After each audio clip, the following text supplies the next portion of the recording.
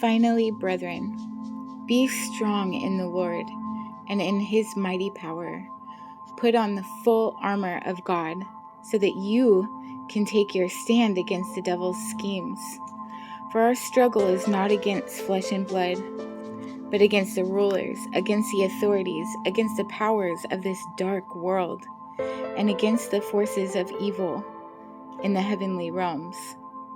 Therefore, put on the full armor of God, so that when the day of evil comes, you may be able to stand your ground.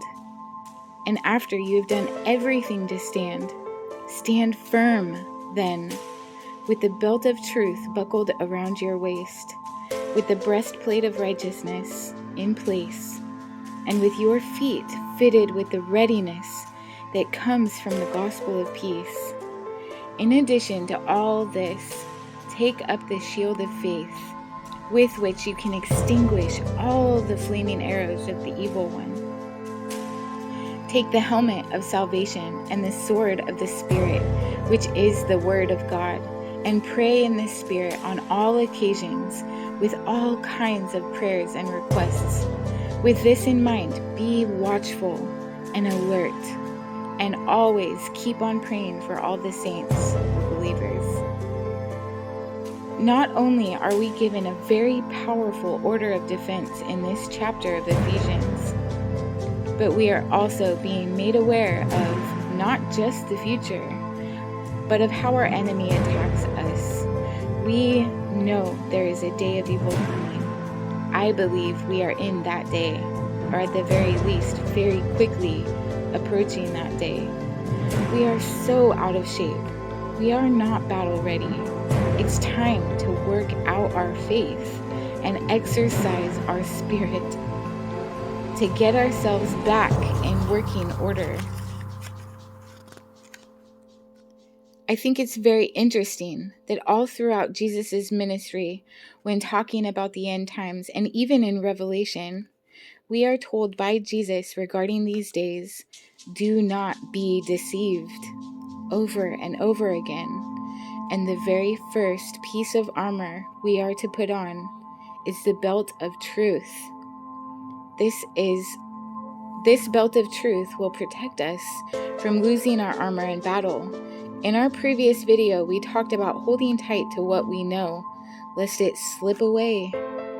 Truth. How does truth slip out of our hands, our reach? Deception. You can't have one without giving up the other. You can't embrace truth without letting go of deception. You can't let go of truth without embracing deception. It is one or the other. I've been marveling over the way things have been over the last few years, and how truth gets harder and harder to find rapidly. And it's worldwide. And I'm not just talking about the current situation this world finds it in, even though we have about 20 situations we are in right now worldwide. I encourage you to read 2 Thessalonians 2 and 2 Timothy 4. These chapters talk about a world filled with people who reject the truth to embrace the lie, who turn their ears from the truth, preferring the lies. We are told in John 8:31 and 32 that we will know the truth if we are truly his disciples, and that the truth will set us free. These days, it's almost impossible to find truth. You have to really dig for it. From news stories to healthcare things going on right now, to government agendas, everything is questionable and deceptive. And even after digging forever, you still can't be certain you found the truth. Do not be deceived. Hold tight to what we know, to the truth of God. Fasten it to your waist. Jesus said in John chapter 10, "He who enters by the door is the shepherd of the sheep.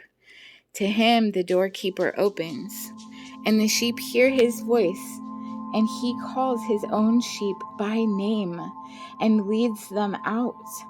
And when he brings out his own sheep, He goes before them, and the sheep follow him, for they know his voice.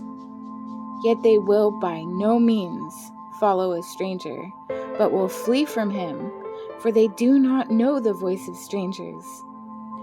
Our shepherd is truth. Beloved, we must familiarize ourselves with our shepherd's voice, so that we will not be deceived by the enemy. We must put on and securely fasten the belt of truth, which will hold us together in these deceptive days. We fight these battles spiritually by building our character to be more and more like Jesus, to put on truth, making it part of who we are. All of these pieces of armor are character traits that we will need to be strong in the Lord. I want to draw attention to verse 13. To stand your ground. Stand firm. There are so many different things going on in this world, and many of us have not been able to stand firm. We've wobbled, and some of us have fallen or completely abandoned our post. I believe this is a result of missing armor. We keep hearing of people who we thought were pillars of faith, even pastors who talk about deconstructing their faith. But what that deconstruction is removing their armor, trading the truth of God for lies. They have switched sides and are now working for the enemy by helping others remove their armor too, taking off the belt of truth, the breastplate of righteousness, the helmet of salvation, the shield of faith, dropping their spiritual sword.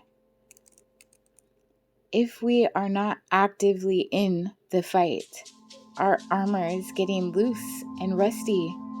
If we don't block the enemy's strikes and shield ourselves from his arrows, our armor gets broken and we ultimately give up the fight. But when we press on with perseverance, even if we are weary and weak, the Lord will give us his strength. What is his strength? Joy. The joy of the Lord is our strength. How strange and awesome and beautiful is it that joy is strength. I am so excited to be going on the armor of God with you. It has been so difficult for me to stay focused and organized because each piece of armor comes with its own wonder at God's goodness. And it's filled with hope for us that we all, each one of us, can be mighty warriors of the Lord. Each one of us, all of us with our spiritual gifts, our strengths, even in our weakness, he is made strong. Beloved, I am so glad you're here. If you have any questions about this, please leave a comment and we can all discuss. Or if it's more personal or private, you can send me an email at considerthelilies@gmail.com. So hit that like button, subscribe if you haven't already, and share this video so that we can expand our reach. God bless you.